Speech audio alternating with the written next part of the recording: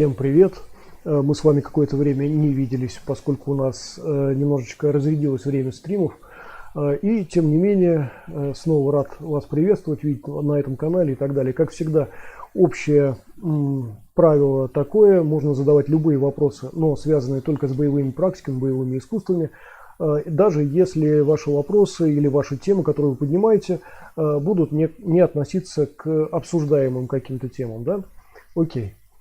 Итак, сегодня у нас с вами есть ряд видео, которые я хотел бы вам показать.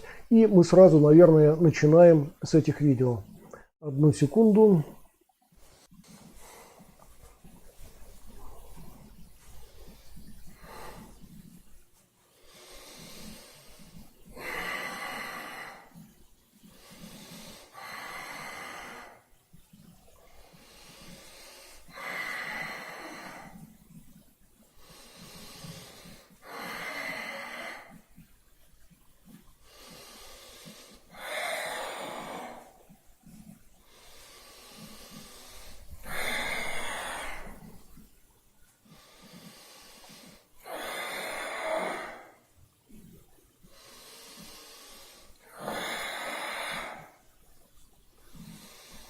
Я буду немного проматывать для того, чтобы, так сказать, не было слишком неинтересно тем, кто не в теме. Кстати, это видео выйдет несколько позже на втором нашем канале Laufen. Ссылочка внизу на этот второй канал. Я сейчас немножечко промотаю.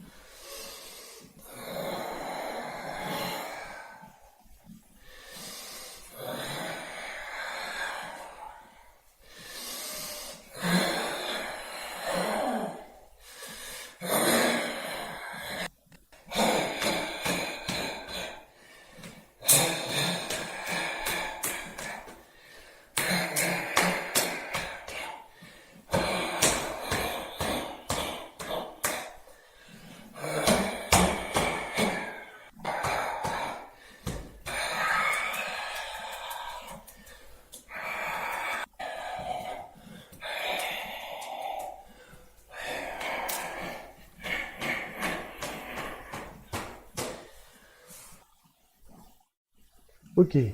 Я постарался покороче немножечко это показать, потому что там масса специфических каких-то моментов.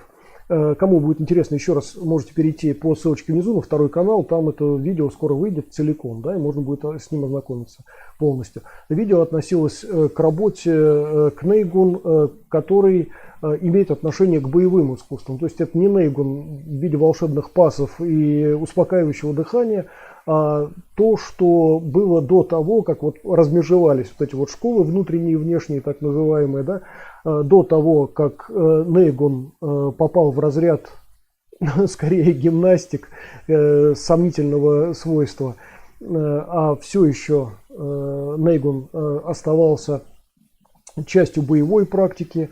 И вот, собственно, Нейгун в сущности первоначально развивался как система не только оздоровления и успокоения, как вот сейчас это демонстрирует порой у нас те, кто придерживается концепции Nature. Значит, было время все-таки, когда, ну и сейчас, собственно, продолжается это время, в уважающих себя боевых клубах, естественно, продолжают практиковать Нейгун, в том числе, как один из разделов освоения боевого искусства. Еще раз напомню, просто сам по себе Нейгун боевым искусством не является. И прикладной практикой не является, на всякий случай, чтобы сразу там купировать какие-то возможные вопросы. Но Нейгун для боевых искусств также важен, как, я не знаю, там, как прыгалки для боксера, например, да? Или там еще какие-то такие дополнительные практики, которые позволяют развивать те или иные качества. Вот Нейгун, на самом деле, он позволяет развивать самые разные качества. Во-первых, он выстраивает правильное дыхание, правильное с точки зрения боевого искусства, с точки зрения выносливости, силы. Он, естественно, Нейгун сообщает дополнительную мощь вашим действиям, дополнительную скорость вашим действиям и так далее. Но это у нас разбирается на уроках, посвященных, соответственно, Neygun в разделе там Pi Head Shrine, в разделе там Hold Shrine, в разделе Low Fan и так далее. Да? То есть это вот вы можете легко найти на этом канале и на втором канале. Вот. И поэтому об этом я сейчас подробно так вот не буду.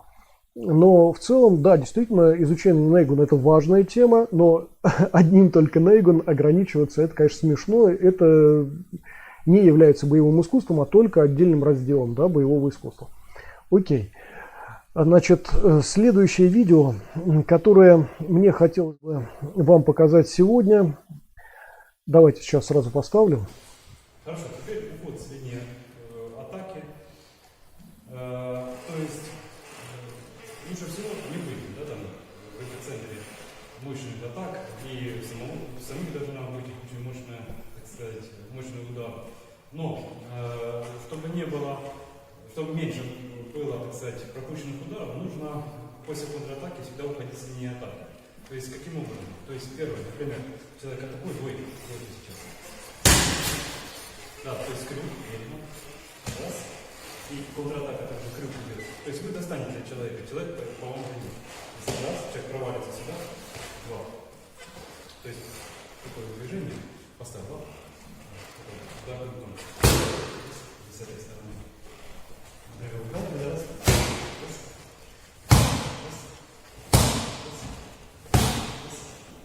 Да. То есть еще раз вы либо просто отойти. Раз. И делаете шаг назад. Сразу после контратаки.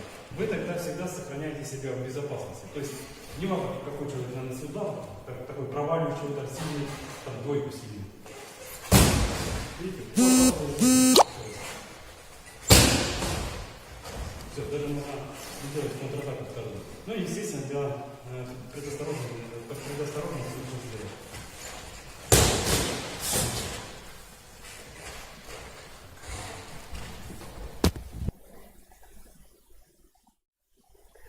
Это, я надеюсь, вы узнали Дмитрий, который является инструктором джит-кундо. Я надеюсь, многим на нашем канале он знаком. Он уже предоставлял нам видео для нашего канала, да, и вы могли познакомиться с его работой, с его концепцией джит-кундо, с его, как это сказать, с его вариантом там джит-кундо, скажем. Вот, с интервью у нас проходило на канале, и вы его легко можете найти в плейлисте нашего канала, интервью, они так и называются, собственно, ну и так далее. Я надеюсь, что вот эти вот видео, которые мы получаем от Дмитрия, они, в общем, вам интересны, полезны и так далее. И это все не зря, и почему я вот эти вот видео сейчас ставлю, я к этому вернусь несколько позже. А пока давайте посмотрим еще одно видео. Одну секунду, нет, не это.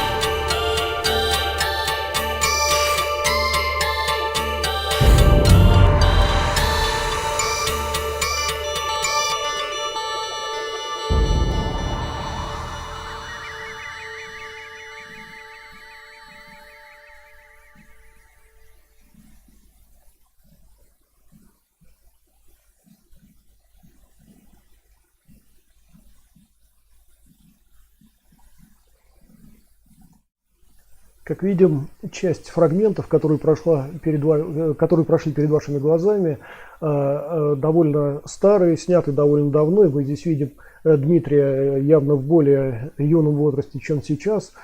Тем интереснее, мне кажется, этот архив и вот эти вот отдельные какие-то фрагменты его пути. Кстати, да, вот вы обратили внимание, наверное, да, что в данном случае были показаны фрагменты, не связанные с джит-кундо, связанные с винчунь. Я еще раз просто напомню, что Дмитрий инструктор и винчунь, и джит-кундо, поэтому то, что мы периодически видим на нашем канале, в основном, правда, это связано с джит-кундо, но тем не менее, если помните, были фрагменты, которые демонстрировали решение одних и тех же задач в винчунь и в джит-кундо, да. Надеюсь, что вы это помните. Если нет, то обратитесь к предыдущим стримам, к различным видео нашего канала, вы это увидите. Окей. И вот, собственно, давайте я еще, наверное... Нет, еще одно видео я несколько позже тогда поставлю. И, собственно, вот все, что мы сейчас посмотрели, все это имеет отношение, естественно, к боевым практикам.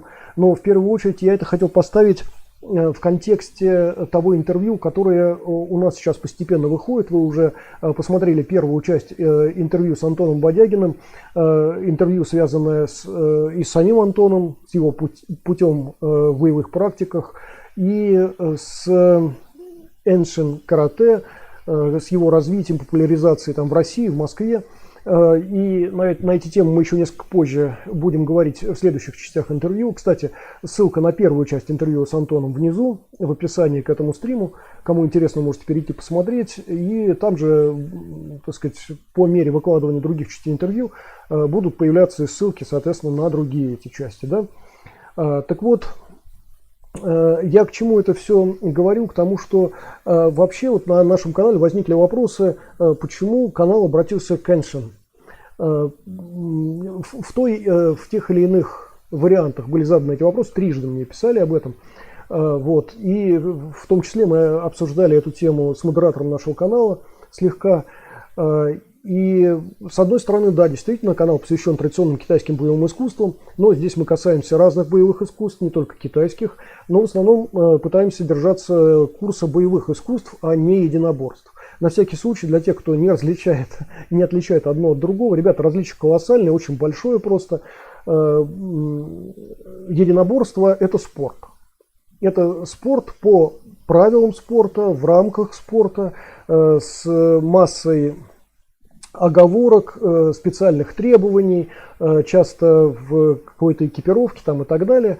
Вот. А боевые искусства – это, естественно, отсутствие правил, естественно, это разные боевые направления. То есть никогда там, например, представитель, там, условно говоря, Шотокан сражается с представителем Шотокан, да, а это у нас открытая достаточно какая-то работа. При этом боевые искусства, ну, все понимают, да, это отсутствие не только правил экипировки, но и отсутствие там каких-то категорий, возрастных, весовых категорий каких-то, ну и прочего подобного, да, и бойцы работают не только один на один. Еще раз, единоборство это, как правило, ну, согласитесь, не как правило, вернее, а это буквально один на один, да. Вот. В боевых искусствах это 1 к 2, 1 к 3 с вооруженным противником, там, например, и так далее. Ну, то есть вот это вот все, это комплекс боевых искусств. Но действительно последние годы, вернее последние десятилетия, давайте так скажем, какие-то, дают в область спорта какие-то спортивные единоборческие направления, такого более приближенного уже к прикладному, к боевому эквиваленту. Конечно, ни одна федерация, тем более олимпийские, скажем, игры, олимпийские виды спорта, да, никогда не пропустят по-настоящему прикладных боевых искусств и не позволят без правил, без каких-то специальных ограничений, без экипировок, там, еще как-то там выступать спортсменам. Это вполне естественно, потому что, ну, надо сохранять там определенное камильфо спортивное, да. И то, что там какие-то рассечения, какая-то кровь течет, а иногда даже бывают переломы, это скорее такая в большом количестве это случайность спортивная, да, в то время как в боевых искусствах это, в общем, не только норма, но и даже цель во многом, да, согласитесь. То есть тут вот разница явная существует между спортом и боевыми искусствами. Одну секунду. Богдан пишет: Станислав, рад видеть тебя. Привет, Богдан. Супер видео с Димой. Да, совершенно верно. И я согласен полностью. И если кому-то на канале будет интересно, мы можем подробнее еще рассмотреть отдельные какие-то фрагменты тех видео, которые сейчас прошли. Вот. А пока я вернусь вот к тому, почему канал все-таки обратился, в случае с Антоном, обратился к единоборствам, а не к боевым искусствам. Значит, братцы, смотрите, да, действительно, сегодняшние реалии, в том числе и спортивные, все-таки производят некий запрос на прикладные практики, согласитесь. То есть просто бороться на специальном ковре, как бы, ну, с одной стороны, это все здорово, это там спорт и так далее, но хочется чего-то прикладного, да, более боевого. Просто сражаться в перчатках, там, например, в каких-то, и только вот в рамочке, в коротенькой, да, это, конечно, все здорово, но все равно, да, есть требование какое-то более прикладное, более боевое. И так далее, и так далее. И в итоге вот мы видим такой вот мощный достаточно прорыв, когда Киокушин становится все-таки уже спортивной практикой. С одной стороны, конечно, жертвуя очень многим, то есть те, кто обратятся к истокам, те, кто обратятся, например, к книгам Аямы, причем они одинаковые практически, все эти книги, там Vital карате, что такое карате, вот что такое карате, там и так далее, да, с небольшими совершенно, с небольшой разницей выходили эти книги, и в названиях разница, и в контенте, собственно, в самом. Но понятное дело, что для того, чтобы боевое искусство втиснуть в рамки единоборств, надо очень многим жертвовать. Леонид пишет: добрый вечер, Леонид. Надо очень многим жертвовать, от многого отказываться и так далее. И вот кое-как удалось Киокушин втиснуть в рамки вот эти вот узкие, очень неудобные, некомфортные для бойцов рамки спорта. Значит, и у нас появляется Киокушин, например, с запретом бить в голову руками, но уже без экипировки, что само по себе явно приближает это единоборство, хоть немного приближает от спорта, да, к прикладным практикам. То есть что-то от прикладных практик все-таки остается, да, в Киокушин, и как бы одним жертвуешь ради чего-то другого, да, вот так вот получается. И эта практика Киокушин на определенное время становится, наверное, самой прикладной из спортивных. Это еще не боевой, вернее, уже не боевое искусство, к сожалению, да. Еще раз, кому интересен Киокушин как боевое искусство, обращайтесь к первоисточникам. Вот. Но все-таки это уже что-то такое, что немножечко хотя бы выходит вот одной гранью за вот эти узкие рамки спорта. Позже у нас появляется Ашихара карате, потом у нас появляется параллельно Эншин карате. И эти боевые, не боевые, как это сказать правильно, эти единоборства, да, давайте так скажем, эти боевые практики, эти единоборства спортивные, они так же, как Киокушин, становятся чем-то, что уже вытягивает спорт все-таки к какой-то прикладной практике, согласитесь. Особенно вот эти вот последние нововведения, да, вот, о которых мы будем говорить с Антоном Бодягиным в следующих частях интервью. Там будет сказано о том, что в Эншин появляется больше уже таких элементов дзюдо, борцовских каких-то элементов, каких-то удержаний там, и так далее, свойственных дзюдо. Ну, что вполне, наверное, логично, поскольку создатель Ашихара и создатель Эншин, собственно, начинал с дзюдо, ну, как и многие, собственно говоря, да, тут на канале, наверное, очень многие бойцы у нас тоже прошли через борцовские какие-то, я, например, в детстве тоже какое-то время занимался дзюдо, и, в общем, мне это вполне, так сказать, понятно. И возвращаясь к теме, вот почему канал все-таки обратился не к боевому искусству, а к единоборству. Почему канал обратился, там, почему не китайским боевым искусством, ладно, бог с ним, но вот почему не к боевым искусствам, а к единоборствам, да, вот такой вот вопрос. Ребят, потому что с моей точки зрения, вот Киокушин когда-то сделал первый шаг для того, чтобы к прикладной практике единоборства немножечко вытащить, да, а вот Эншин и Ашихара, собственно, сделали второй шаг в этом направлении, сделав эти практики еще более близкими к прикладным.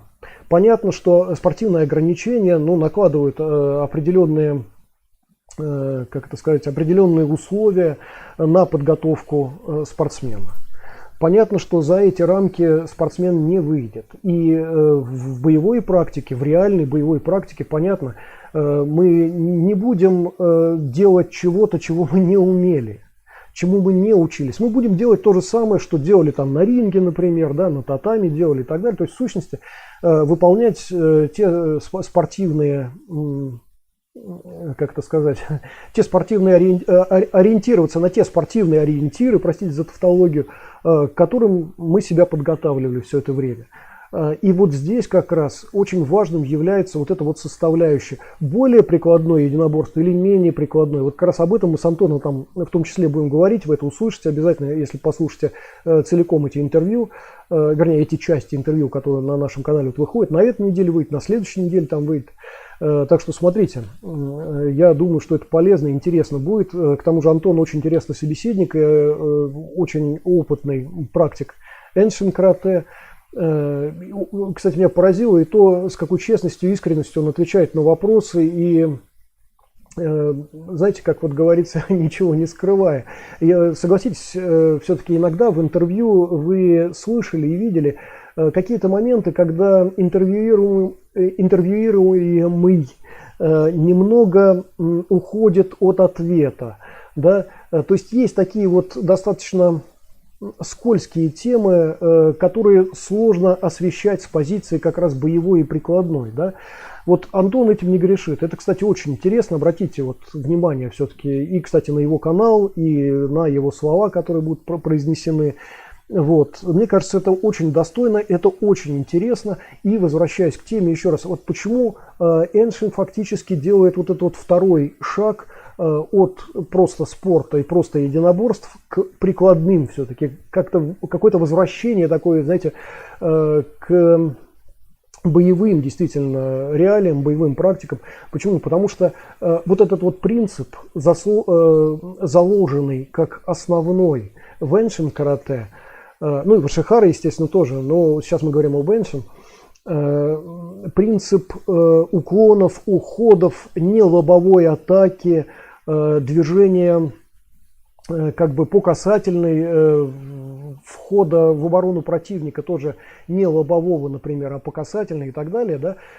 Вот этот вот принцип, который на японском звучит как собаки, и этот принцип, как уже было сказано, это основной принцип Эншин, один из основных принципов, он, кроме всего прочего, кроме того, что он является уже более прикладным и более боевым, те, кто имеет какой-то боевой опыт, я думаю, многие, так сказать, могут подтвердить, что недостаточно просто размахивать руками и ногами. Недостаточно, как, знаете, вот говорят, поставить себе удар. Это недостаточно этого. Этого достаточно, когда у вас неподвижная мишень. Вот. А когда речь идет о работе с несколькими противниками в особенности, тут нужна и тактика, и стратегия. Вот фактически вот этот стратегический подход, связанный с уклонами, уходами, вот с этим, с тем, что называется собаки, веншин, этот стратегический подход делится на ряд концептуальных таких тактических решений. И по сути, помимо того, что это еще более прикладное такое вот получается единоборство, да, чем многие предыдущие ему, кроме этого, это поднимает единоборство еще на один уровень вверх. Почему? Вот, потому что появляется тактика и стратегия не в плоской перспективе какой-то, да, никогда, знаете, вот у вас вот такая вот коротенькая рамочка, там, например, как в боксе, да, две перчатки и, в общем-то, практически ничего другого. И вот здесь вот стратегия и тактика, вы знаете, вот можно говорить, конечно, о какой-то волшебной стратегии и тактике, там в боксе, еще о каких-то таких вещах, но все это довольно смешно, когда мы выходим немножечко за эти рамки, да.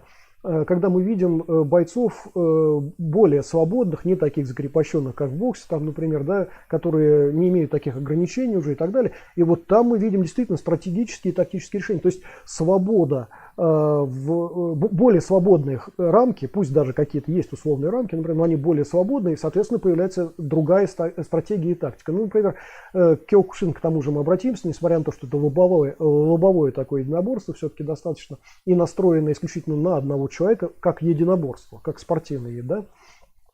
Тем не менее, там у нас появляются бойцы, которые находят свои тактические решения, выстраивают целую стратегию, исходя из этих тактических решений. Просто благодаря тому, что арсенал значительно шире, чем там, например, боксерский арсенал. Да? Вот. И когда вот мы говорим о стратегии и тактике, когда мы говорим о том, как простым каким-то методом воспользовавшись, мы преодолеваем или нивелируем, допустим, какую-то разницу в росте, весе, подготовке и так далее, да, тогда мы говорим действительно уже о какой-то боевой практике. То есть, ребят, боевая практика — это не когда вы бьете 100 раз там в макевару или в мешок. Это не боевая практика, это такой, фитнес, пусть хардовый немного, но это фитнес просто. Боевая практика — это не когда вы один на один, кто кому больше настучит. Это тоже не боевая практика. Это тоже такой своеобразный хардовый фитнес. Вот. А боевая практика у нас появляется как раз, когда появляются решения какие-то. Решения, связанные с вашим интеллектом. Не только с вашей силовой подготовкой, не только с ударкой какой-то, да. Она начинает появляться, конечно, стратегия, тактика, когда у вас появляются защитные какие-то элементы, хоть какие-то. Но рабочие, главное, чтобы они работали, да? Это вот первое. И второй момент, когда вы начинаете перемещаться, когда вы начинаете двигаться, и за счет вот этого движения, да, вы приобретаете какие-то дополнительные бонусы. Или утрачиваете, если не двигаетесь, да? Когда вы становитесь просто там неподвижным макеварой, это вообще смешно, а когда подвижным макеварой, это обидно, да? Вот. И когда ваше перемещение, ваши действия в бою связаны с тем, что вы меняете угол атак, защит ваших входов, ваших шагов и уходов в том числе и так далее, да, то это уже очень сильно, очень близко к прикладным практикам. И как правильно Антон там говорит в одной из частей, в принципе, спортсмену, который практикует эншин, во многом гораздо легче перепрошить свои действия под прикладуху, под прикладные какие-то явные уличные какие-то моменты, да. Вот, это вот очень важный момент. Вот именно поэтому на нашем канале появляется вот это вот интервью, связанное с эншин, связанное, казалось бы, с единоборством, да, со спортом. Вот. И тем не менее он появляется вот на боевом канале. На самом деле нет ничего страшного. Я бы с удовольствием, кстати, провел какое-нибудь интервью и даже с боксером, там, например, и с представителем самбо, допустим, и так далее. Вот. Просто я не уверен, что это будет интересно бойцам, настолько же интересно, как другие какие-то интервью. Но, тем не менее, это вполне, так сказать, реализуемо. Не знаю, посмотрим, может, когда-нибудь и будет это. Но вот на интервью с Антоном я вас очень прям так адресую к этому интервью. Посмотрите, кому это будет интересно. Салават пишет: добрый вечер, Салават. Вот, значит, об этом мы с вами поговорили. Давайте я поставлю еще одно короткое видео на сегодня. Значит, это видео пойдет без оригинального звука, потому что здесь, в принципе, нет, наверное, смысла в оригинальном звуке. Это просто такая, как это сказать, учебно-спарринговая практика, хотя можно поставить оригинальный звук, наверное. Сейчас, ребят, секундочку, я посмотрю здесь. Ага.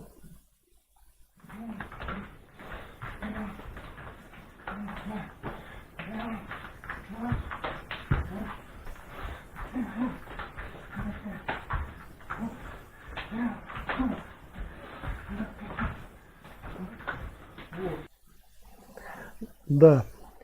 Какие-то отдельные части спарринговой практики с августовского семинара вы уже видели. Это вот я откопал еще один кусочек. Ребят, случайно обнаружил там среди съемок и решил, что это тоже надо показать.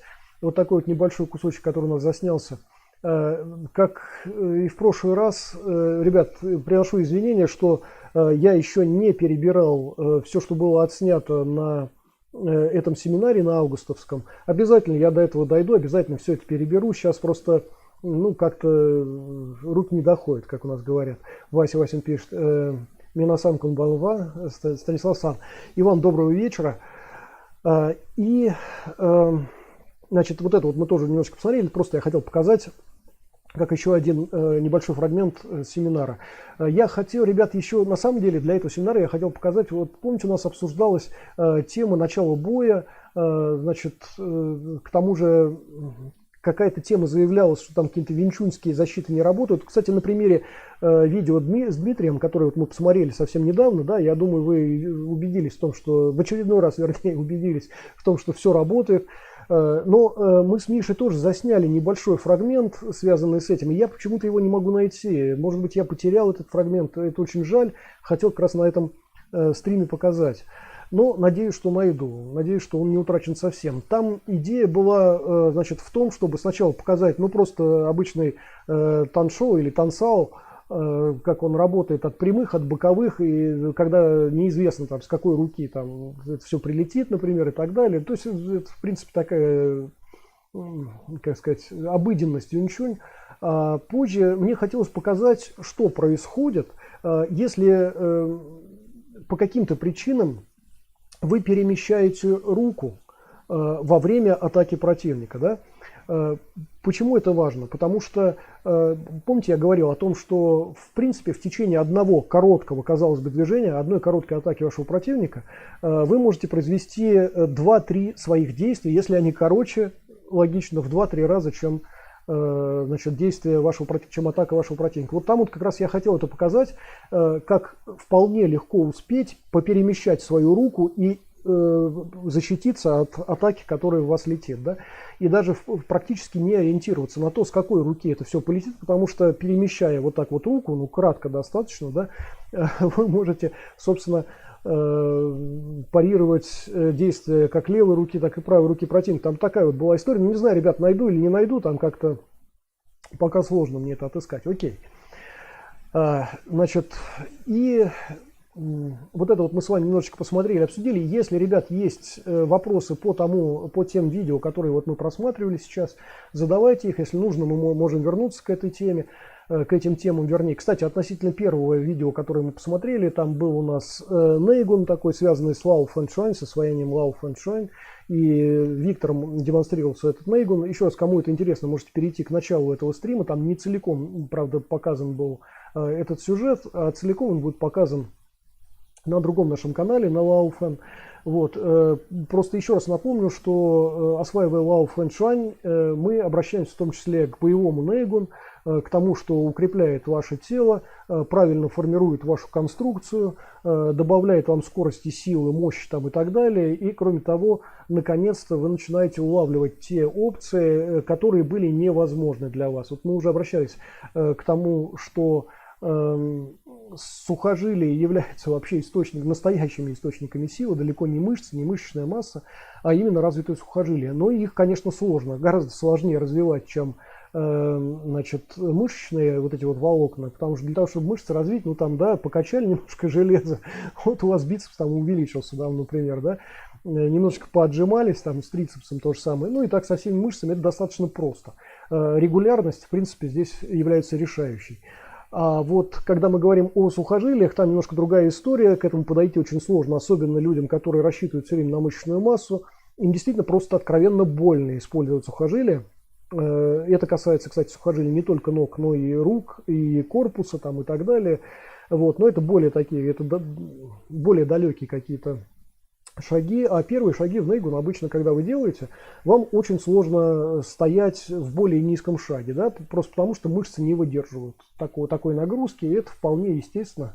И как раз здесь вот происходит, либо происходит этот переход к сухожилиям, либо не происходит. Да? Ну а после сухожилий, соответственно, развивая Нейгун, вы постепенно, соответственно, уже даже слезаете вот с силы сухожилий буквально, да, хотя они продолжают использоваться, но уже не в таком качестве. Уже используется там Нейгун, и несколько другая физика просто ваших действий возникает и так далее. Так что, кому это интересно, можете посмотреть целиком. Это видео с Виктором, это вот такие уже шаги достаточно... как это сказать, достаточно хорошие шаги в области освоения Нейгун и Lao Feng в том числе, да? Окей. А сегодня, среди прочего, мне хотелось бы поговорить еще одну секунду. Вот. Значит, у нас было два таких вопроса. Один вопрос почему-то я все время забываю озвучить. Он касался опять моего учителя.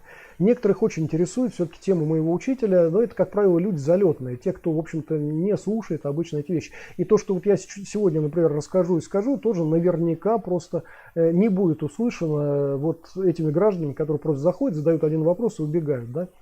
Вот. И второй вопрос у нас был про искусственные трудности в боевых искусствах. У нас был момент, когда мы затрагивали эту тему и обсуждали, насколько полезно или вредно вот создавать для себя самого такие искусственные трудности, и когда такие искусственные трудности создаются вашим учителем, лидером вашего клуба, там, например, и так далее. Да? И давайте мы начнем, собственно, с первого вопроса. Я еще раз озвучу, собственно, кто был моим учителем и каким образом это все происходило. Сейчас кратенько расскажу. На самом деле, братцы, вот у нас уже все закончена целиком книга «Партизаны кунг-фу». Скоро выйдет анонс. Ну, скоро, не скоро, я даже не трудно сказать, потому что у нас перемещается график различных видео. Когда возникает какое-то интервью, я отодвигаю разные видео и вставляю в этот график, соответственно, интервью и так далее. Поэтому у нас многие видео отползают дальше и дальше. В общем, когда выйдет этот анонс, не знаю, но в любом случае, вот у нас закончена книга «Партизаны кунг-фу», и в ней как раз более подробно рассказывается и о моем конкретном пути в боевых искусствах, и о тех бойцах, и тех клубах, и том, что я вообще наблюдал в течение всей своей боевой практики в Москве, в частности, да, как это развивалось, как боевые искусства и вообще любые боевые и околобоевые практики развивались в Москве, да. И вот там более подробно, в том числе о моем учителе, о том, где, как, что и так далее. Вот сейчас настолько подробно не буду, но кратенько, буквально, наверное, какие-то вещи надо будет озвучить, да, чтобы потом ссылаться на этот стрим, и чтобы все, кому это интересно, могли сюда прийти и, наконец, это послушать, посмотреть и так далее. Значит, братцы, смотрите, когда кто-то, ну, скажем, в комментариях к этому каналу, там, к другим каким-то видео, других каналов там, и так далее, пишут какие-то волшебности, типа, а сам-то ты ездил в Китай? Ты вообще кто такой? Или там сам-то ты ездил во Вьетнам, или там в Корею, или сам-то ты ездил в Японию? Ребят, ну, смешной вопрос, явно не от знатока боевого искусства, не от эксперта, да, от человека совершенно залетного и случайного, такого пассажира просто в мире боевых искусств.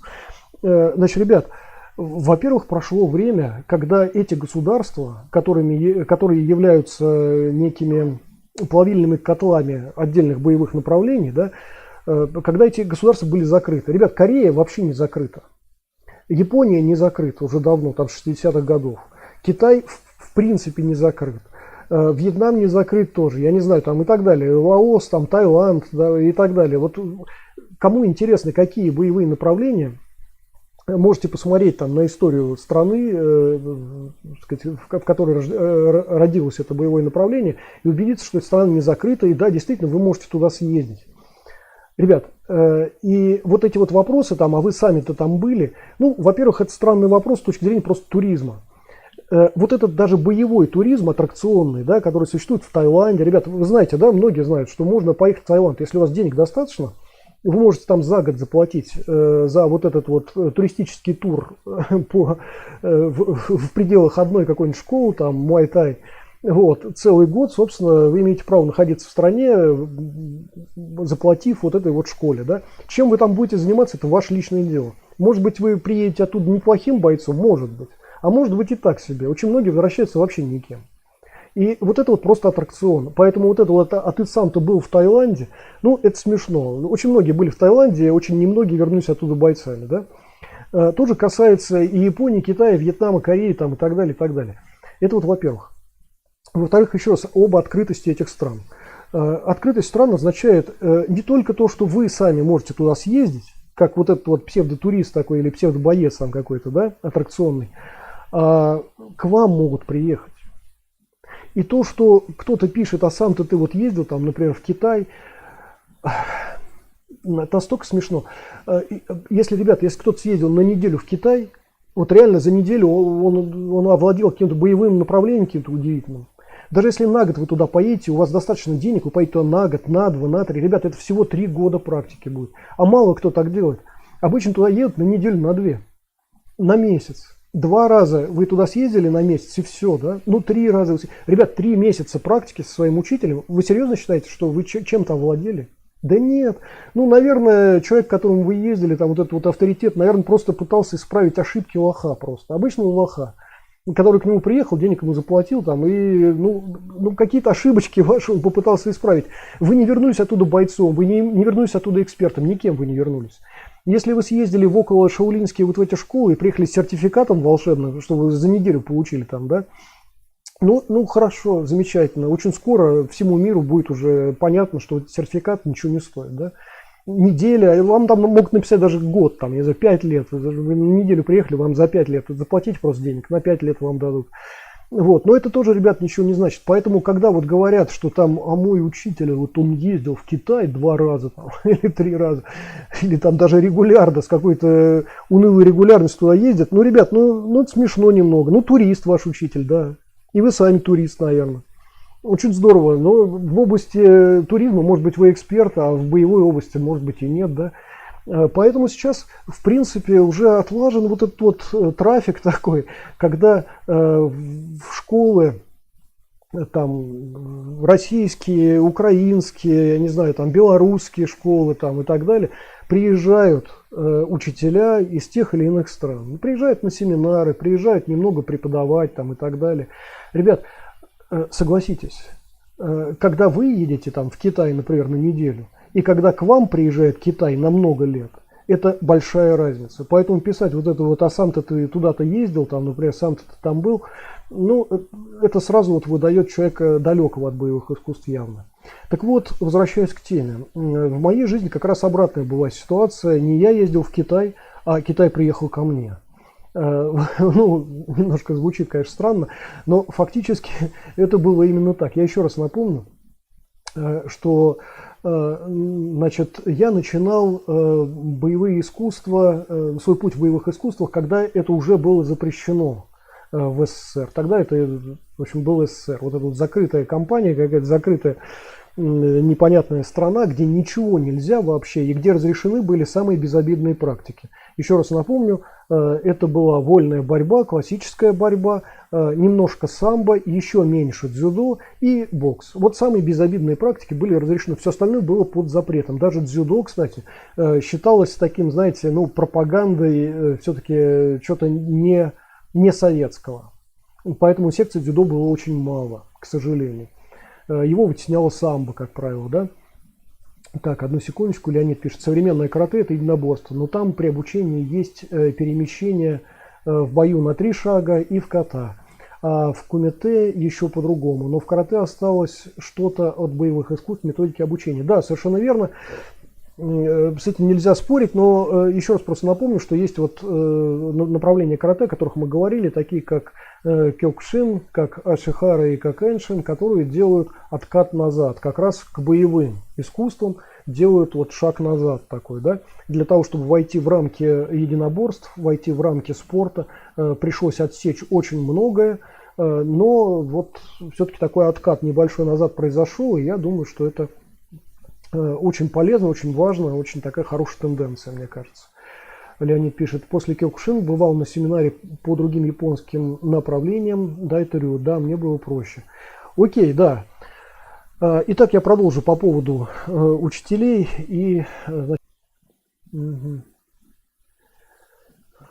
Занятно, конечно. Ну, что поделать, вот техника у нас такая волшебная.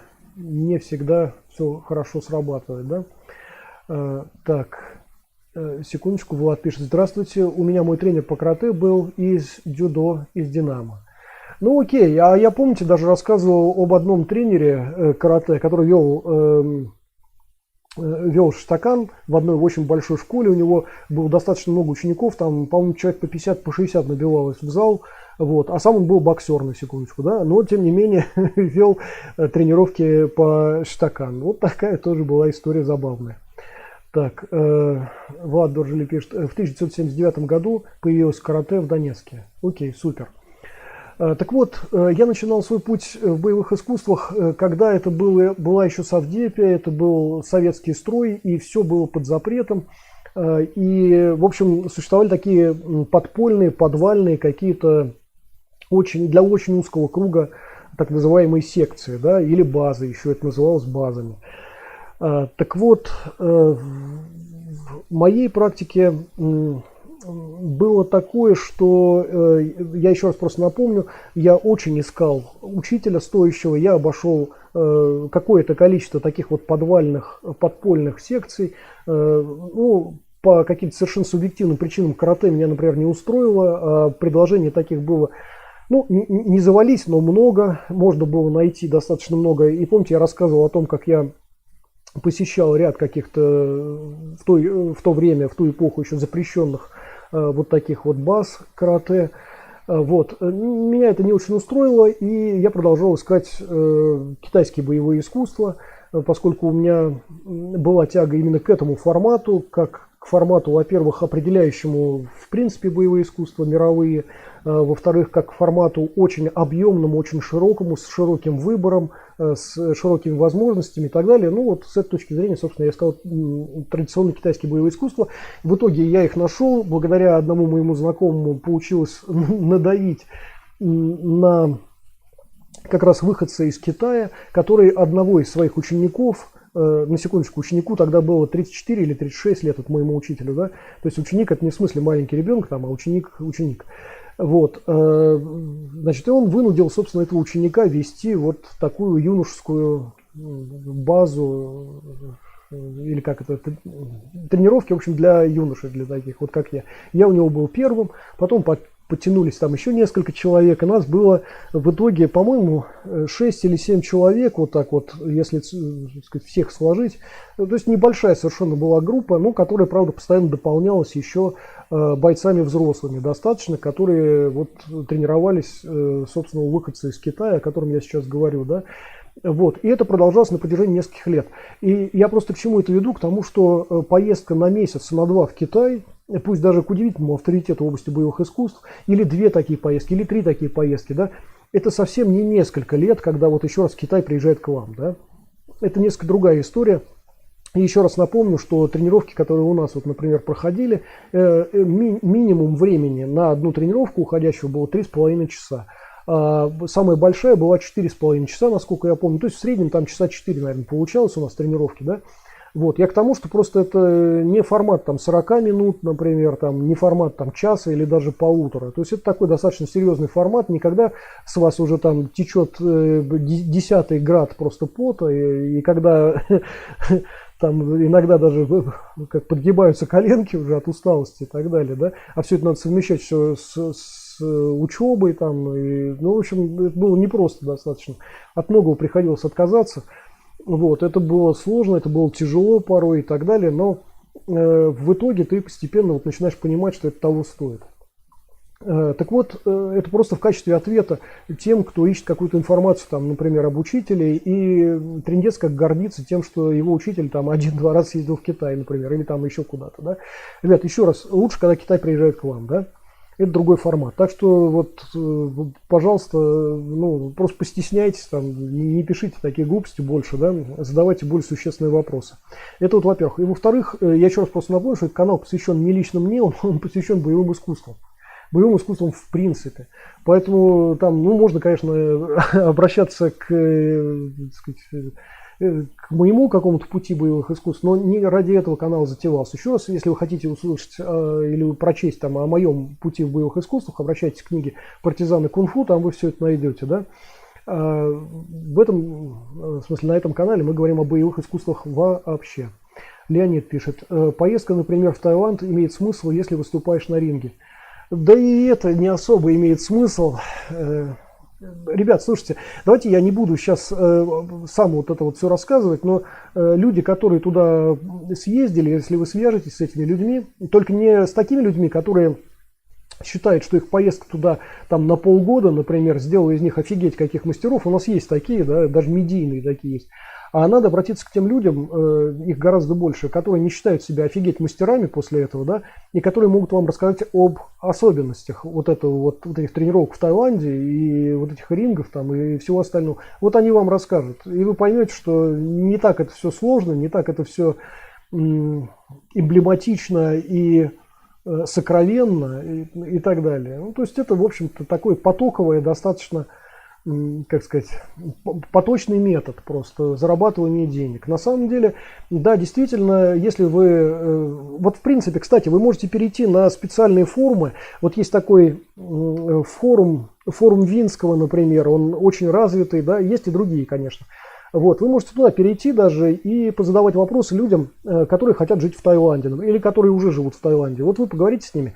Там очень легко, достаточно подробно люди рассказывают о том, как задержаться в Таиланде. Например, смотрите, братцы, во-первых, тайское гражданство вот Фарангу не светит вообще. И для того, чтобы там постоянно жить, надо оформлять какую-то визу постоянно. Ну, существуют для этого разные методы. Метод виза-рана, так называемый, такой геморройный достаточно метод, но, в принципе, очень многие по нему живут, продолжают жить в Таиланде. Вот. Но сначала туда надо как-то попасть и задержаться на какое-то относительно продолжительное время. Для этого туристической визы недостаточно, вы понимаете, да? То есть по туристической визе там приедете там, на какое-то время и уедете. Вот. Значит, для того, чтобы задержаться в Таиланде, вам надо оплатить какие-то курсы. Это могут быть курсы тайского языка, английского языка, кстати говоря, в Таиланде, курсы какого-нибудь туристического менеджмента, курсы муай-тай, курсы там, я не знаю, что там, еще чего-нибудь, там, ну, бог его знает. Там много всяких вот таких вот курсов, которые, в общем-то, являются такой фабрикой денег просто, да. Ну, дают вам возможность, значит, как-то там существовать. Причем есть люди, которые практически эти курсы не посещают. Они их оплачивают, ну, в качестве оплаты визы, считайте, да, оплаты пребывания там в течение года в Китае. И даже вообще не посещают. А если посещают, ну, так, ну, понятно, шаляй-валяй. Вот. И есть люди, да, действительно, которые едут в Таиланд и платят за курсы муай-тай не ради того, чтобы муай-тай заниматься, а просто потому, что их тайский язык, например, не очень интересует. Да? Там какие-то еще там вот предложенные курсы, там вот этот вот туристический менеджмент, например, какой-нибудь, да, тоже не очень интересует. Курс аниматоров не интересует, да. Ну, муай-тай, ну, хотя бы какая-то движуха. Вот люди вот за это платят и появляются там, не знаю, в месяц 2 раза, например, вот на этих тренировках. Но после этого вот можно ли их назвать хоть какими-нибудь бойцами? Ну, вряд ли, да. Так что, кому интересно, просто обратитесь к первоисточнику, чтобы я вам этого не рассказывал, там, чтобы, так сказать, лучше доверяйте первоисточнику. Окей. Так, одну секундочку. Влад пишет, Ушу появилась в 1987 году самый знаменитый тренер в Донецке Александр Владимирович Лантух. Энлун. Ну и вьетнамцы были на заводе ХБК и китайцы Фэншао. Фэнзуи Тонгдзе. Окей. Леонид пишет, там еще обязательно нужна страховка. Да, совершенно верно, еще страховка нужна. Ну, то есть, в любом случае, вы оплатите какие-то дополнительные опции какие-то и так далее за вот это вот пребывание. Но мы сейчас говорим не о туризме. Еще раз, ребят, это называется туризм. Даже если это долговременный туризм, как вот многие там выходцы из бывшего СССР живут постоянными туристами в Таиланде, да, вот если у вас есть, вот, например, удаленная работа, если вы хороший программист, я вот, например, переписывался с одним таким программистом, ну, не с одним, конечно, но в свое время мне была интересна тема жизни в Таиланде, я переписывался с таким человеком, который жил вообще в какой-то чуть ли не деревне там, ну я немножко преувеличиваю, но в общем где-то на отшибе там в Таиланде, далеко не в Бангкоке, естественно, и там не на Пхукете, а где же, уже даже не помню. Короче говоря, денег у него было достаточно для того, чтобы там постоянно жить, постоянно оплачивать вот эти вот или курсы, или вот визараны какие-то делать и так далее, страховки вот эти вот оплачивать и так далее. Вот, то есть, в принципе, можно быть постоянным таким вот туристом как бы в Таиланде, если денег достаточно, если вам хватает вот на такие вещи, да. Такая вот история. Но, в принципе, это относится и ко всем другим странам. Не ко всем, но в каждой развитой более-менее стране или более-менее привлекательной стране, там, например, да, можно задержаться очень надолго при помощи различных виз, учеб, еще чего-то. Вот многие... Может быть, вы знаете, да, вот в Штаты, например, как ряд людей эмигрируют, когда едут на какие-то курсы тоже. Надо только доказать, что вам английский язык, этот американский, чрезвычайно нужен. Вы туда приезжаете в итоге, задерживаетесь там на год, потом продлеваете, например, это обучение, потом еще что-то. Есть даже люди, которые торгуют таким обучением. Кстати, не очень рекомендую отзываться на такие призывы. Это можно самостоятельно все найти, самостоятельно сделать, да. Но, тем не менее, да, действительно, во многие страны можно въехать вот под одним предлогом, а жить совершенно для другого. И для этого совершенно не обязательно потом себя позиционировать как удивительного универсала в области боевых искусств. Да, это довольно смешно. Окей. Влад пишет, а мне тайбокс или лао тай не нравится, неинтересно. Окей. Павел Смирнов пишет, серьга в ухе что-то значит, знаю еще 3 инструкторов ушу в Москве с такой же серьгой. Ребят, кому интересно про серьги, у меня на самом деле 2 серьги, если интересно, да, это потому что я дважды пересекал экватор. Для тех, кто не знает, вы знаете, когда задают вопросы какие-то, а что с серьгой-то? Ты что вообще, ты кто такой? Вот это вот вся канитель, или ты пират, что ли? Это от так сказать, не очень широкого кругозора. Значит, ребят, вот эта вот пиратская серьга, которую вот все знают, там, и вот у пиратов, там, серьга, там, все дела, это не пиратский причиндал, это причиндал, вообще-то, любого моряка, который пересекал экватор. Вот когда раньше моряк пересекал экватор, ему прокалывали ухо в знак этого и вставляли серьгу, да, вот считалось, что человек вот действительно бывалый такой, это просто бывалый моряк, типа. Вот я дважды пересекал экватор, на самом деле 4 то есть я дважды в одном и другом направлении пересекал, да? Вот кому интересно. Так что я ее ношу не как пират, не как еще там кто-то, а вот как человек, пересекавший экватор. Окей. Дальше. Влад пишет. Да, и бокс тоже не нравился, хотя в 1985 году на весенней спартакиаде инженерных войск КМС присвоили, и все, на этом бокс закончился. Окей. Так, братцы, вот я немножечко рассказал что-то по поводу моего учителя и начала моего там, пути в боевых искусствах. Еще раз, кому интересно, обращайтесь к книге «Партизаны кунг-фу». Она у нас выкладывается главами на Патреоне. Например, кстати, я еще раз напоминаю, что Boosty теперь существует только как поддержка. Вы можете поддержать канал, значит, как бы сделав подписку на Boosty. Но фактически на Boosty у нас не будет выкладываться больше никакого материала. Кому интересно не только поддержать канал финансово, но и получить за это что-то, обращайтесь к Патреону. У нас внизу вот есть ссылочки на все эти ресурсы. Кстати, огромное спасибо всем, кто поддерживает финансово канал. Благодаря, собственно, этой поддержке я вижу, насколько кому-то важно, чтобы этот канал существовал. Так что большое спасибо. Фактически для меня это такой критерий того, правильным мы путем идем или неправильным. Да? Окей. Секундочку. Влад Дорджили пишет. Экватор — это интересно. У нас тренер по Винчун был Миша Мариман, Балтика. Окей. Значит, братцы, и теперь мы можем обратиться еще к одному вопросу. Значит, я его зачитаю. Этот вопрос из комментариев возник. Давайте сейчас прочту. Не совсем понял про искусственные трудности и что их преодоление скорее ведет к деградации. Возможно, я немного в другую сторону думаю. Просто когда мы учимся, нам создают искусственные трудности, мы развиваемся. Да, все верно, очень правильно подмечено. И, конечно, вот эту фразу об искусственных трудностях надо рассматривать в контексте того, о чем говорилось в видео, под которым был написан этот комментарий. Точнее, это говорилось, в общем, не в видео, а в стриме, да, тоже в одном из стримов.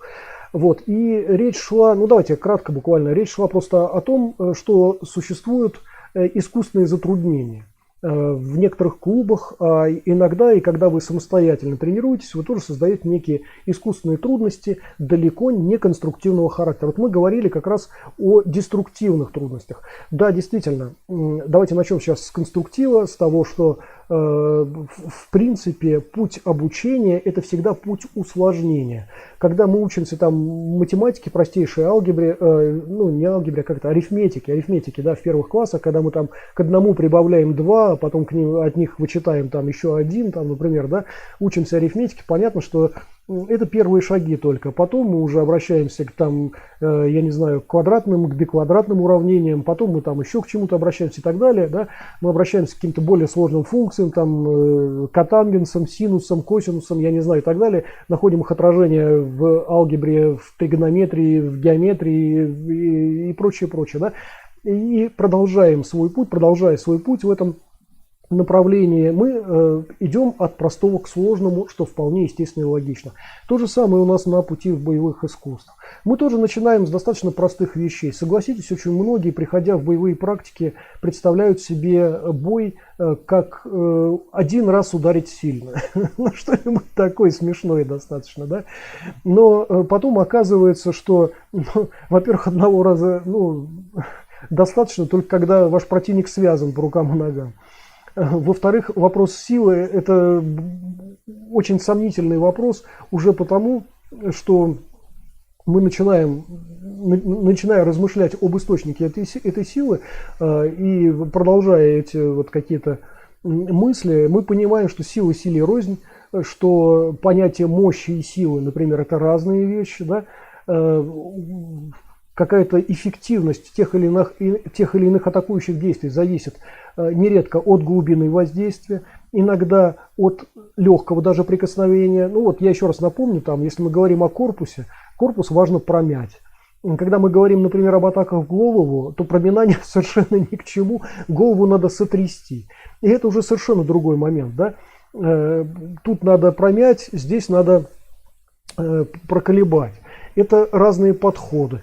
Следовательно, это разные, как говорят, техники ударов, разные рабочие поверхности и так далее. Да? То есть в этом смысле оказывается, что дело не в силе, а эффективность – это вопрос, в котором сосредотачивается целый ряд различных аспектов вашего боевого искусства. Да? Еще раз, рабочая поверхность, источник силы, тот или иной, раскованность или наоборот скованность, мощь достаточно или недостаточно нужная или не нужная, да? Скорость вашего действия. Еще раз напомню, что составляющей силы является скорость, одной из составляющих, важной составляющей, да? И так далее. И тогда мы говорим снова об источнике скорости и так далее. И поэтому у нас такое разнообразие атакующих действий, да, появляется. Но, правда, этого разнообразия мы не наблюдаем в спорте в единоборствах чаще всего, за редким исключением.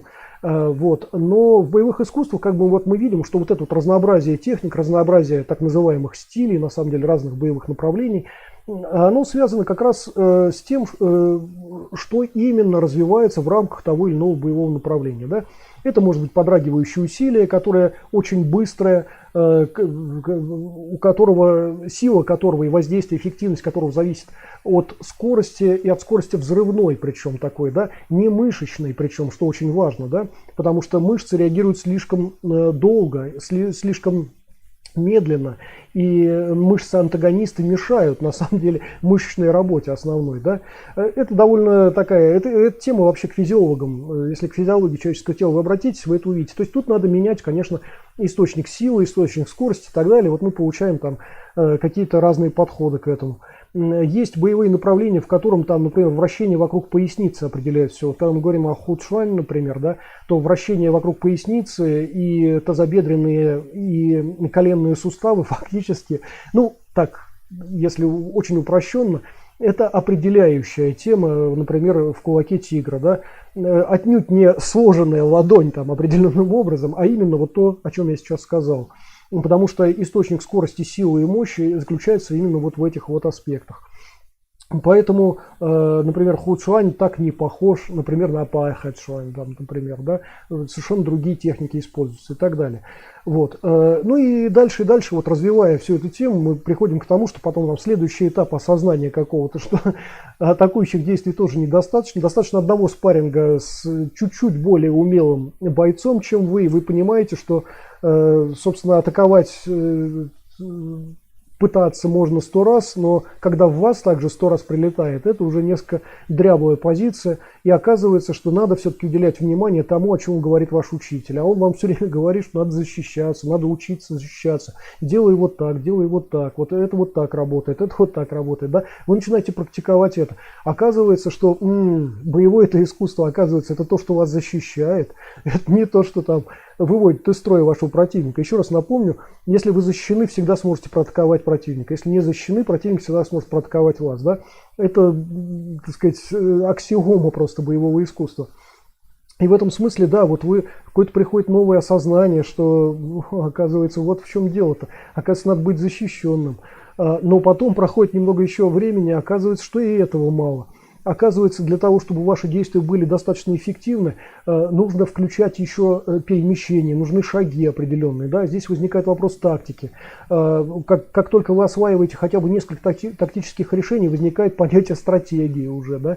И так далее, и так далее. Вот вы двигаетесь вперед, вперед, вперед, все время усложняя себе, как говорится, боевую жизнь. Вы осваиваете не только более сложные вещи, а следовательно более эффективные. Да? Еще раз напомню, что человек, который складывает 1 плюс 2, он, конечно, очень эффективен вот в этой своей части, но едва ли он решит какое-нибудь там, ну пусть даже квадратное уравнение простое. Да? А с уровня квадратного уравнения вы легко решите 1 плюс 2. То есть тут вот такая вот история, как бы усложняя себе жизнь, на самом деле вы ее делаете более легкой. Да? Вот это вот такой вот такой курьезный прагматизм вот в боевых искусствах существует.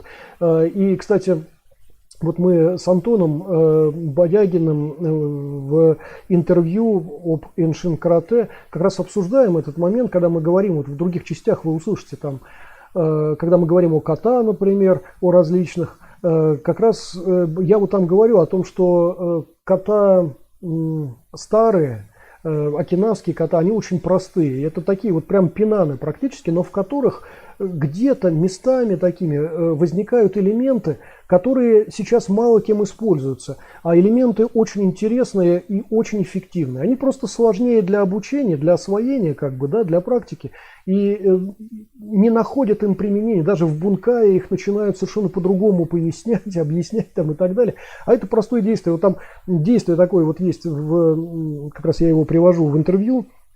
Действие, перевязывающее 2 руки противника, да, после чего вы просто его атакуете. Да. Вот. Но в бункае начинают рассказывать о том, как это действие, вот с его помощью можно перейти к каким-то, значит, броскам, например, или это действие, которое просто отклоняет руку противника. Ну, то есть смешное действие, которое, в общем, на самом деле никак не реализовано вот в этом ката. А там в ката буквально показано перевязывание 2 рук противника, дальнейшая атака. Больше ничего не показано. То есть это вот буквально так. Но, тем не менее, вот видите, возникает вот такая вот история, что пренебрегают такими вещами, глубинными, достаточно правильными, эффективными, оптимальными вещами ради такой вот благоустроенной попсы, которой сейчас много очень на рынке, там в YouTube, например, и так далее. Да? Таким образом, постепенно отходя от боевого искусства и превращая боевые практики уже в какие-то не очень боевые, например. Да? Окей, так, одну секундочку. Так. Влад пишет, Хучуан или Фунгар, наверное, Хунгар вы имели в виду, да? На упражнение из Бандизо похоже, лунг пробуждение, там еще такая стилистика, золотой барс. Окей. Вот, значит, и возвращаясь сейчас к теме, когда мы усложняем себе жизнь в боевых практиках, ну да, там в какой-то момент вы можете перейти к работе с 2 противниками, с 3 противниками, да, там в группе, например, 1 к 2, 1 к 3 работаете. К работе вот там где-то в углу, в ограниченном пространстве и так далее. Да, вот то, что мы видели, например, в видео, которое нам предоставляет Богдан периодически. Да, вот вы видели, там работа против вооруженных противников, вооруженных ножом, биты, там, значит, в углу все это, например, происходит и так далее. Ну, то есть вот это вот усложнение, которое на самом деле, конечно, делает вашу жизнь лучше, эффективнее вашу боевую жизнь делает и легче. Да? Так вот парадоксально, казалось бы. Вот. И в этом смысле это конструктивное усложнение вашей практики. Это правильно.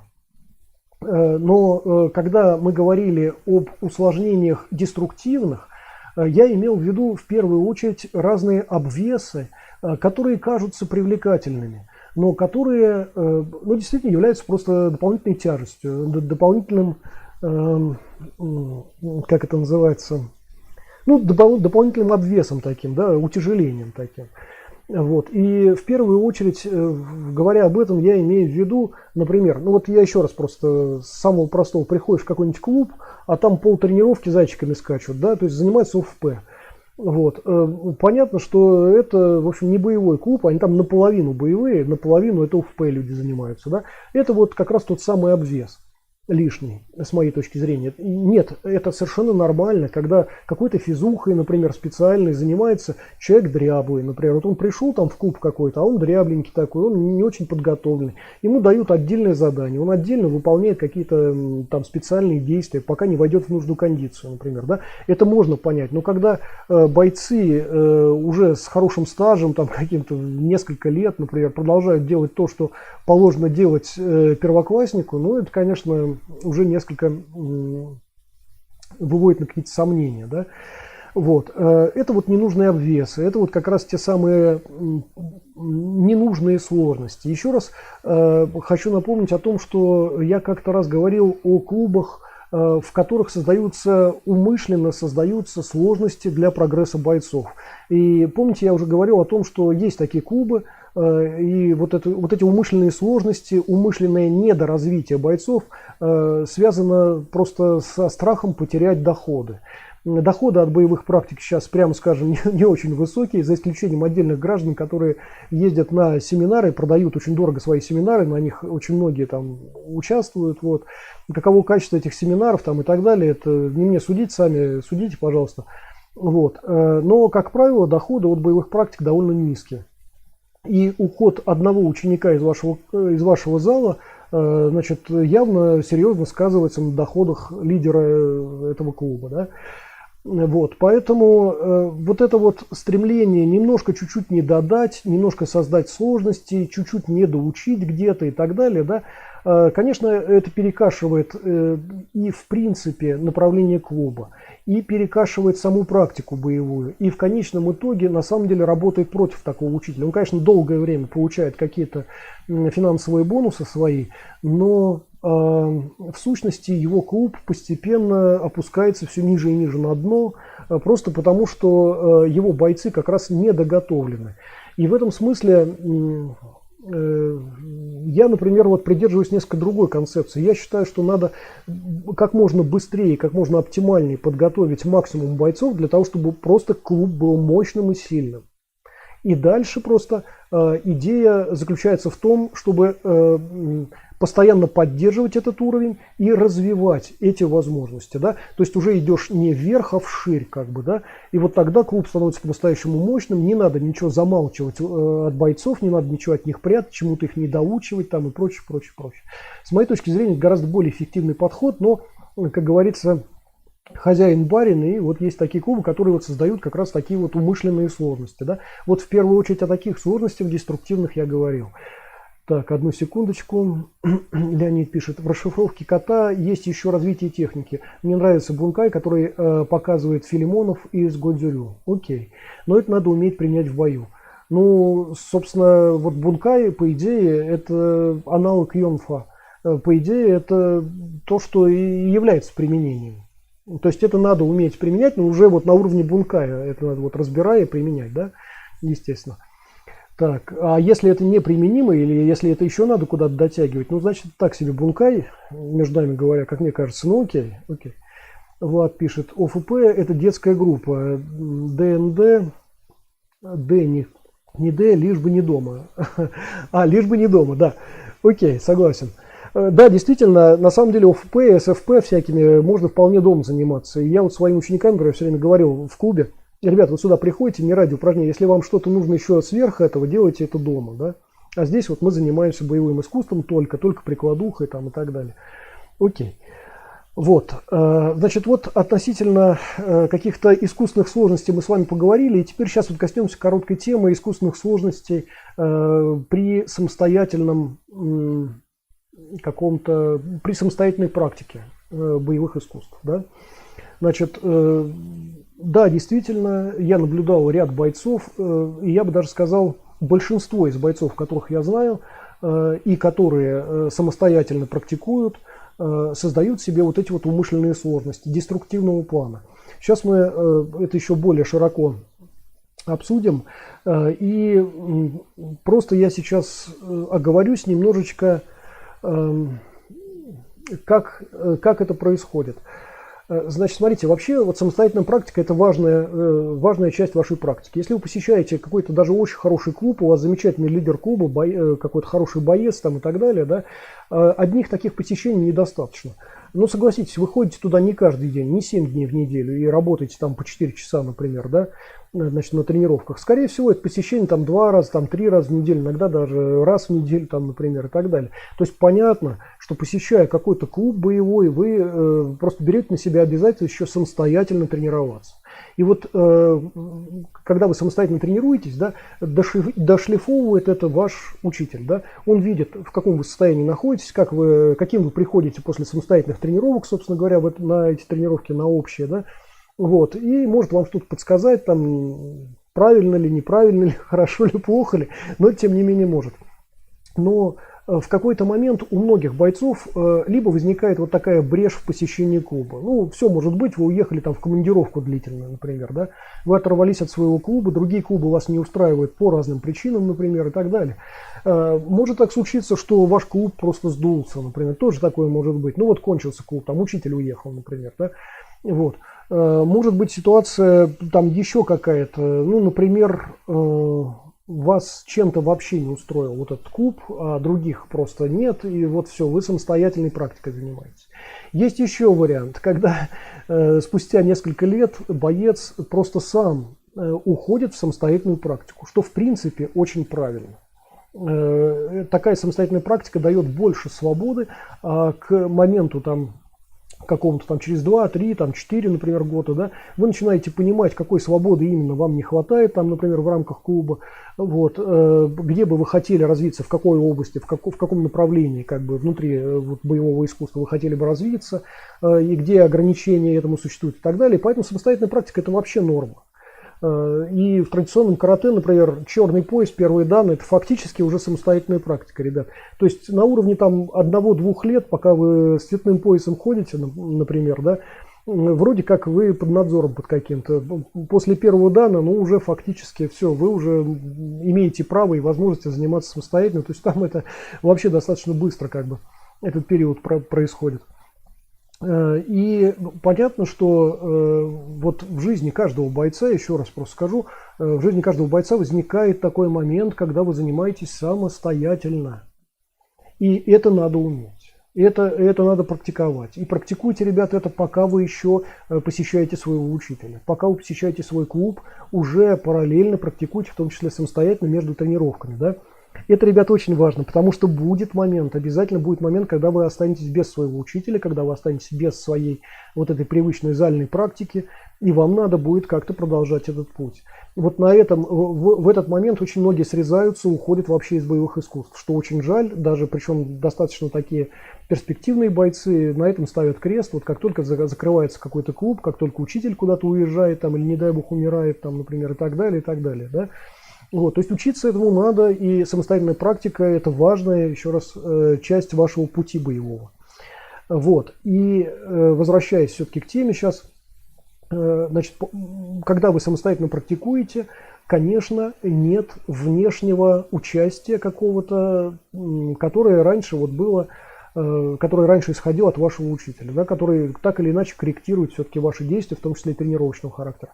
Вот. И здесь бывали люди, которые вот заходили в тупик в какой-то, заходили в какие-то дебри такие, вот знаете, когда ну вот кто-то достаточно перспективный, тоже хороший боец, полностью уходит в нейгун, перестает быть бойцом, становится, ну вот, таким любителем нейгун, например. Кто-то уходит целиком в тамишевари, там, например, да, кто-то уходит в какие-то, ну не знаю, в ОФП в то же самое, например. Ну и так далее, и так далее. То есть очень многие на этом срезаются, уходят совершенно в другие области. Но даже те бойцы, которые остаются бойцами-практиками, которые периодически там спрингуют где-то, куда-то ходят по клубам каким-то, да, даже они порой заходят в какие-то дебри, из которых еще потом выбираться надо. А, ребят, выбираться очень сложно, если вы куда-то в какую-то тупиковую ветвь уходите на своих тренировках, то очень больно, просто буквально психологически очень больно возвращаться назад, начинать с того, что вы там осваивали там год, два, три назад. Вот это вот возвращение, это очень тяжелая штука. Вспомнить все, это вообще тяжелая история. И начать свой путь где-то заново, на это нужно иметь характер, силу все-таки какую-то и так далее. То есть это вот сложно. И, конечно, лучше, в идеале, лучше лечение всегда профилактика.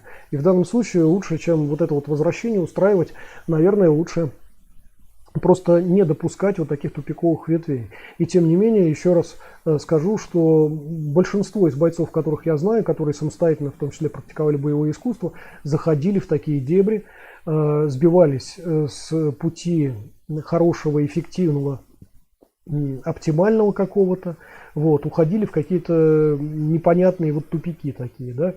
Вот. Как правило, конечно, спарринговая практика регулярная это выстраивает. Человека все-таки возвращает к норме какой-то.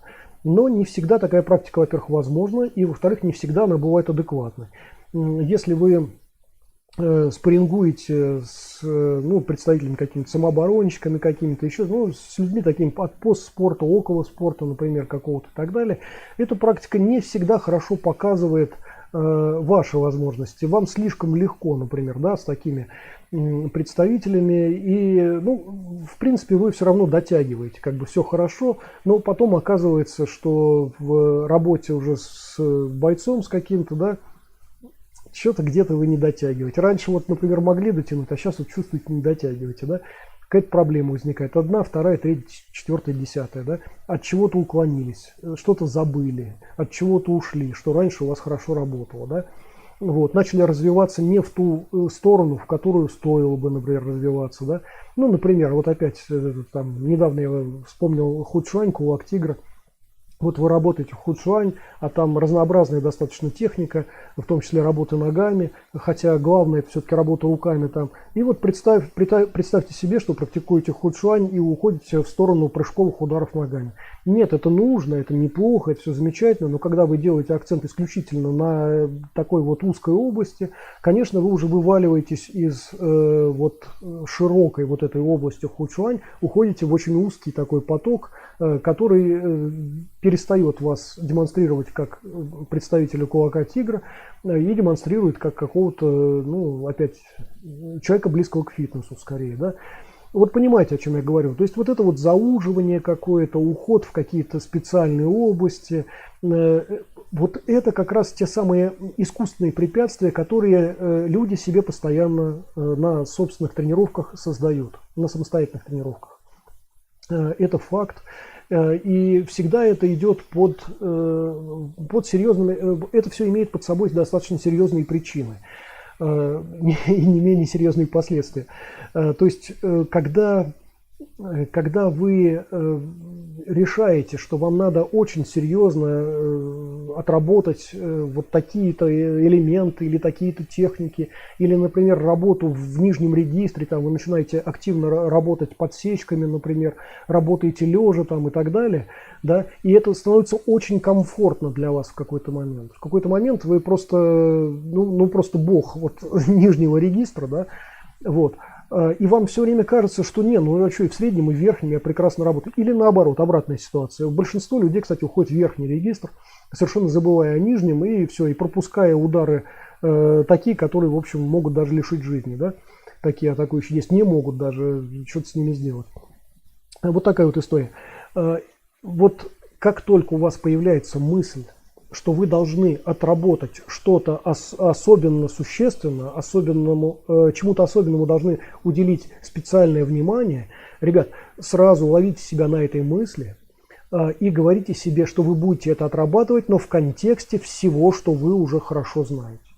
То есть это должно быть еще дополнением ко всему, а не исключением из всего. Ребята, исключение из чего-то, из всего, да, значит, приводит вас как раз вот к этим тупиковым вещам. Когда вы создаете себе такое вот искусственное препятствие какое-то, искусственное ограничение, да, и потом это ограничение продолжает вас действовать. Вам уже сложно от него отказаться, потому что всю свою технику вы уже выстроили под это ограничение. Понимаете, да, о чем речь? Поэтому, еще раз, это должно быть не исключением из ваших техник, а дополнением к вашим техникам, расширением каких-то отдельных эпизодов ваших технических действий. Да? Вот тогда у вас все будет хорошо получаться. Вот что я имел в виду, когда говорил, что вот такие вот деструктивные искусственные ограничения нас не толкают вперед, а отбрасывают назад.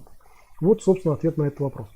Так, одну секундочку, Леонид пишет. А я, кроме боевых искусств, осваивал танец Шивы, направление Андрея Лапы, мозги закипают. Там комбинации движений разные и путаницы. Приходится преодолевать такую демотивацию. Нужна сильная решимость.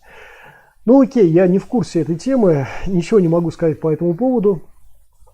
Единственное, что я могу сказать, это то, что на определенном этапе, действительно, Леонид, на определенном этапе освоения боевых искусств вам приходится контролировать сразу ряд центров внимания. Значит, вот эта вот тема, многими, наверное, читаемая в разных книжках, в разных источниках, но не понимаемая. Я сейчас немножечко ее коснусь. Это тема, например, контроля локтей, коленей, таза, плечей, кистей, рук, стоп, положение корпуса и положение головы. Вот это вот наималейшая вещь, которую надо контролировать постоянно и свое сознание направлять к разным, ребят, еще раз, к разным вот этим вот суставам вашим, да. И когда я говорю о суставах, я не имею в виду, что как вот там достаточно ли согнуто мое колено, например, или там правильно ли я пальчик вытянул.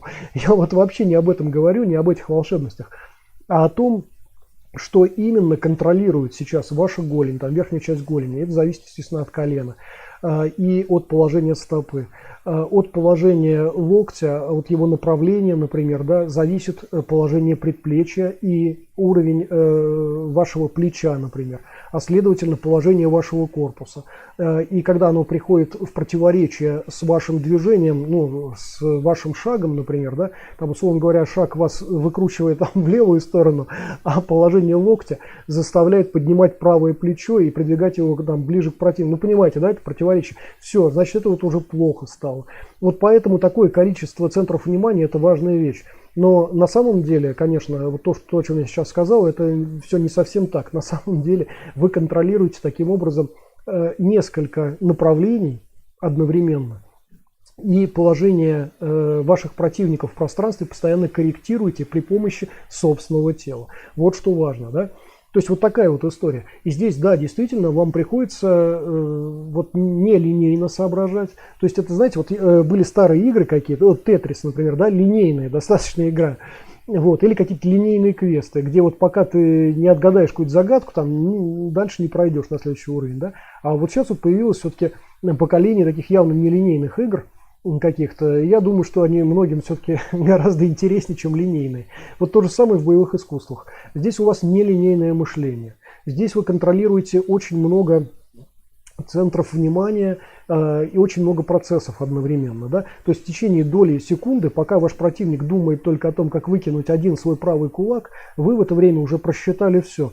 И во время вот этого выкидывания его кулака, например, вы успели его подсечь, придержать за шею, да, добить локтем, там, например, развернуть еще спиной к вашему колену там, и так далее. Ну, то есть понимаете, да, о чем идет речь. Такая вот история.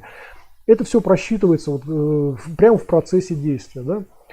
Да, действительно, через такие вещи вам придется пройти, но это здорово, это вот воспитывает определенным образом ваше сознание, ваш разум.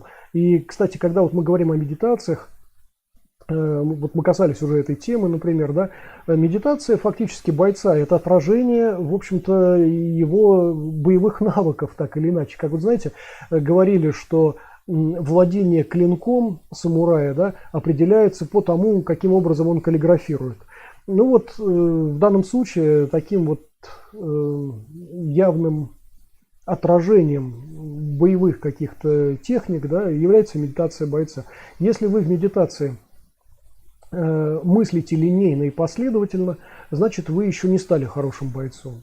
Если вы в медитации способны держать в своем сознании только одну какую-то, один предмет, условно говоря, давайте так я скажу, одну идею, один предмет, еще что-то такое, это уже хорошо. Гораздо лучше, когда вы можете держать несколько центров внимания в медитации. Куда важнее, это вас двигает еще дальше, да? И это, ребят, не оправдание тем, кто не может концентрироваться на одной какой-то идее во время медитации. Да? То есть, когда вот у вас там вот это вот разброс какой-то, когда в голове все роится как-то, это не значит, что вы сделали очередной шаг, это значит, что вы еще вообще ни шага не сделали. Да? Я говорю совсем о другом, когда вы контролируете эти процессы. Ряд процессов одновременно в медитации контролируете. Да? Вот такая вот история. Вот, кстати, возвращаясь, кстати, к этой теме, к теме медитации, у нас просто был определенный интерес на канале к этой теме. И все-таки, наверное, я действительно сделаю какой-то цикл. Не уверен, что быстро, скоро я это сделаю, но, наверное, я обращусь к какому-то циклу, как я уже говорил, от релаксации к медитации через аутогенную тренировку, да, где будет четко совершенно показано, что такое релаксация, и что это вообще еще не медитация далеко, что такое аутогенная тренировка, и что это тоже не медитация, но уже не релаксация, да, и что такое медитация, буквально, чем они отличаются, и в чем смысл, в чем цели того, другого, пятого, десятого. Вот. И как раз, когда мы говорим вот о медитации, совсем недавно, в очередной раз я стал перечитывать алтарную сутру Хуайнена или Вейлана, кому интересно, вот, между прочим, еще раз адресую вас к этому замечательному творению. Вот. И как раз шестой патриарх чань-буддизма китайского в этой книге говорит о том, от чего, может быть, сейчас будут плавиться мозги приверженцев того или иного стереотипа в медитации. Вот как раз Хуайнен говорит, что сидение в медитации это отход от медитации. Вот. На самом деле медитирующий человек может медитировать сидя, стоя, лежа, на ходу там, и так далее. Вот о чем он говорит, что сидение в лотосе вас не приближает, естественно, к медитации. Вот. Так же, как рассуждения о пустоте к пустоте не приближают, да, например. Вот такая интересная история. Это просто в качестве такой темы подумать. И в качестве очередной иллюстрации того, как мы воспринимаем мир как бойцы, да. Как я уже сказал, боец настоящий способен контролировать массу центров внимания одновременно, принимать целый ряд решений альтернативных и пользоваться одним, например, из таких решений, но производить эти решения мгновенно в некотором количестве, да, хотя бы. Вот такая вот история. И, соответственно, в медитации это именно такой образ мышления отражается у нас. И когда мы видим человека чисто релаксирующего, но называющего это медитацией, который там красиво сидит в лотосе с прямой спиной, как-то там ровно дышит, расслабляется при этом там, и так далее, и вот у него все мысли куда-то уходят, там, это, ребята, еще раз, это релаксация. Это не называется медитацией. Это очень хорошо для тех, у кого поврежден сон, когда вы не можете заснуть. Вот посидите, порелаксируйте таким образом, и все. И, кстати, вот очень многие релаксирующие граждане, которые занимаются такой псевдомедитацией, они как раз засыпают в это время, да. Это релаксация называется. Вот в медитации, в настоящей, вы не заснете, ребят. Потому что там есть чем заняться, там не один релакс сплошной, да. Окей.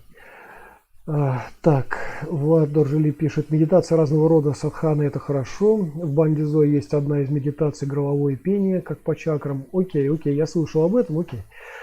Братцы, большое спасибо за участие в этом стриме. Надеюсь, что следующий стрим будет несколько раньше, чем вот не будет такого большого периода между стримами, как в этот раз у нас получилось. На самом деле это просто я опять устроил себе небольшой отпуск. Мы, короче говоря, поехали, несмотря на осень, мы поехали в один из приморских городов отдохнуть, как ни странно. И мне такой отпуск понравился гораздо больше, чем летний отпуск с морем, со всеми делами и так далее. Мне очень понравился. Мне вообще осень нравится. И осень городская, и осень загородная мне очень нравится. А в Болгарии она вообще исключительно красивая и разнообразная. И одно цветет, а другое в это время желтеет, краснеет и опадает, например, и так далее. Это очень красиво. Вот. И мы отдыхали таким образом, чтобы постоянно ходить. Ну, то есть помимо тренировок, вот я планировал этот отпуск как постоянное хождение. Вот мы все время ходили, мы обошли Бургас, это такой, ну, относительно небольшой город, но пройти пешком, ну как бы да, это вполне реально его. Вот мы его весь, не весь вернее, но его основную интересную самую часть, мы его прошли по, наверное, по максимуму дворов, улиц и так далее. И сходили просто пешком насквозь. Вот. И это было достаточно интересно. Мы садились там где-то на какие-то террасы, кушали там, чай пили, я не знаю, и так далее. Все это на свежем воздухе. В общем, мне вот этот отпуск понравился больше, чем любой овощной такой отпуск, когда вы просто на бережку там валяетесь, иногда свое тельце окунаете в теплую воду. В общем, как бы мне это было гораздо интереснее. Вот. И в основном вот с этим было связано то, что у нас не так давно не было стрима. Еще раз приношу свои извинения. Братцы, большое спасибо еще раз за участие в этом стриме. Значит, в начале этого стрима, напомню, демонстрировались какие-то отдельные фрагменты, присланные нам, для того, чтобы мы могли посмотреть на тренировочный процесс разных бойцов.